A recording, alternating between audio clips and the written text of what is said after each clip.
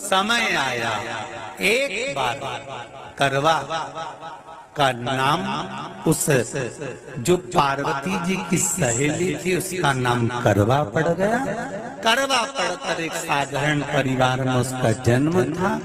पति के साथ संग में रह रही थी। पति को थोड़ा शरीर में शिथिलता हो गई थी और वो शिथिलता को देखकर पति को लगी प्यास। जब प्यास लगी तो पानी पीने के लिए पति सरोवर के पास गया। जरा ध्यान देना इस कथन। पति गया सरोवर के पास में। कई लोग करवा चौथ की बहुत हंसी उड़ाते हैं, माताओं की बड़ी हंसी उड़ाते हैं। उनसे निवेदन है मेरा, हमारे सनातन धर्म के जितने व्रत हैं, हमारे सनातन धर्म के इस भारत की भूमि से जितने नियम धर्म जितने निकले हैं, जितने व्रत निकले हैं, साधना निकली है, ये साधारण नहीं है। इसलिए बार बार कहते हैं चंदन है इस देश की माटी, तपोभूमि हर ग्राम है, हर बाला देवी की प्रतिमा, बच्चा बच्चा राम है। कोई साधारण नहीं।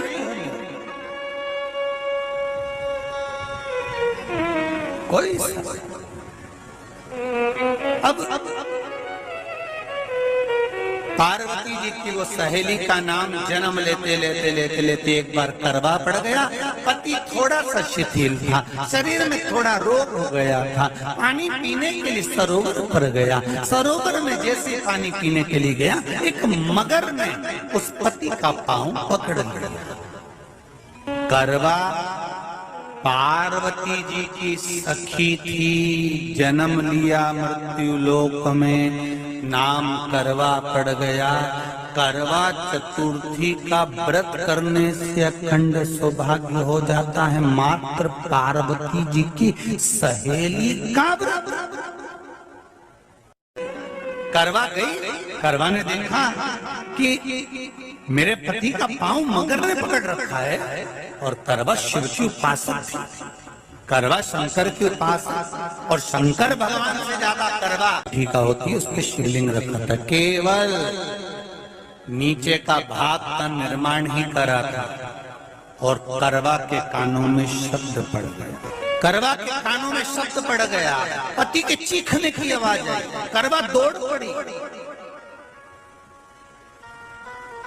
ये तो कैलेंडर में छपा हुआ करवा चौथ का फोटो आने लगा, नहीं तो पहले नियम था दीवार पर बनाई जाती थी और वहां पूजन करी जाती थी। कई माताएं जानती होगी यहाँ पर आज भी, पहले दीवार पर बनती थी। पूरा परिवार की सौभाग्यवती नारियां वहां आकर पूजन करती थी एक जगह, फिर बाद में छत पर जाकर करवे का अर्घ दिया करती थी।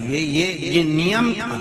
अब तो बना बनाया कागज आ जाता, उसको चिपका दो, पूजन कर लो, वो अलग प्रमाण। पर यहाँ करवा मट्टी का भाग का लेपन कर रही थी और लेपन करते करते बस उस समय पर पति की आवाज आई, छोड़ा। करवा भागी और शिव आराधना में लगी हुई करवा, पार्वती की आराधना में लगी हुई करवा भाग कर गई।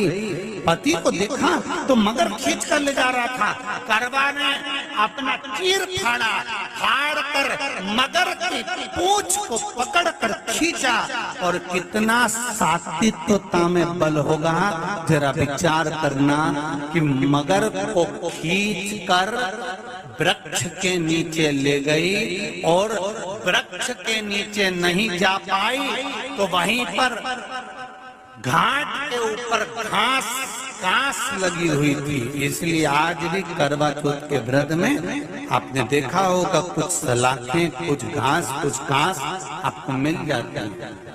जल लेकर करवा ने श्राप देना चाहा यमराज को, यमराज चरणों में पड़ गया, रेन दे करवा, मैं तुझे वर देता हूँ, आज चतुर्थी का दिन है, तेरे पति को मैं जीवन दान देता हूँ। आज के दिन जो तेरे नाम से व्रत धारण करेगा उसका अखंड सौभाग्य स्वयं यमराज करेगा। स्वयं ये वो करवा चौथ का व्रत है। इसलिए करवा चौथ के उद्यापन में लिखा है,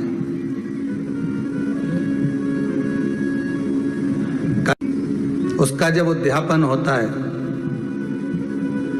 तो एक थाली में 13 जगह पर 4-4 पूड़ी रखी जाती है। आप लोगों को तो मालूम होगा, आप लोगों ने करा होगा करवा चौथ का उद्यापन। एक थाली में 13 जगह पर पूड़ी और सीरा मतलब हलवा रखा जाता है, और रखने के बाद में उसके ऊपर एक पत्तल रखकर उस पर सुहाग का वस्त्र, साड़ी, 5 वस्त्र, सुहाग सामग्री सब उस पर रखी जाती है। और रखने के बाद में हाथ में कंकु, चावल, हल्दी लेकर, संकल्प लेकर उस थाली पर से घुमाया जाता है। कामना करी जाती है, हे चौथ माता, हे करवा चौथ, हे चतुर्थी माँ, मेरे जीवन में मैंने आपका व्रत करा है, मेरे इस व्रत को स्वीकार करना मेरा सौभाग्य का, मेरा मांग का सिंदूर, मेरी भाल की बिंदी, मेरे हाथ का चूड़ा, मेरी पाँव की बिछोड़ी, इसको अमर करना माँ। और जो ये वस्त्र मैं दे रही हूँ, इस वस्त्र को मैं जो प्रदान कर रही हूँ चौथ माता, इसको स्वीकार कर कर मेरी भी चुनड़ी को लाल बनाए रखना। तब उस साड़ी को, उस वस्तु को, उस सामग्री को उठाकर घर की वृद्ध सास को, जो घर में सासू होती है, उसको दिया जाता है। सास नहीं हो तो किसी सौभाग्यवती नारी को दिया जाता है।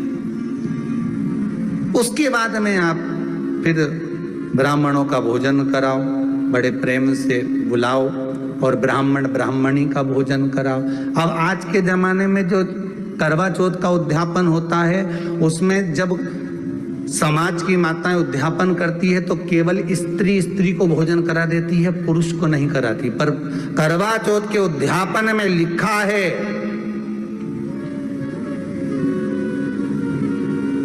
कि ब्राह्मण का भोजन होना चाहिए, उसके साथ सौभाग्यवती नारी आए उसकी पत्नी। पर अपन ने तो सोचा